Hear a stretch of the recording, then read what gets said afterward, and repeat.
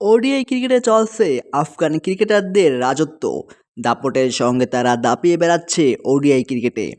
এই তো কিছুদিন আগেই বাংলাদেশের বিপক্ষে দারুণ বোলিং ব্যাটিং করে বাংলাদেশকে দাপটের সঙ্গে হারিয়ে ৩-০-তে বাংলাদেশের বিপক্ষে সিরিজ জয় করে নিল আফগানরা এবং বাংলাদেশকে করে দিল হোয়াইট ওয়াশ।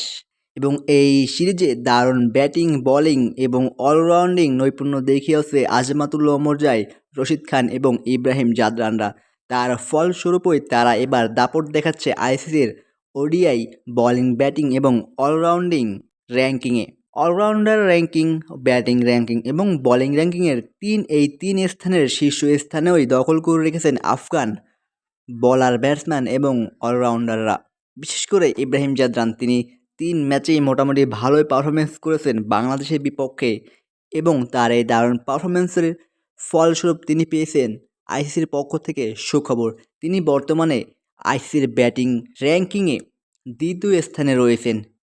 বর্তমানে তিনি ওডিআই ক্রিকেটের দ্বিতীয় সর্বোচ্চ বেস্ট ব্যাটসম্যান আইসিসির র্যাঙ্কিং অনুযায়ী এবং আইসিসির বলের তালিকায় রশিদ খান রয়েছেন শীর্ষ স্থানে।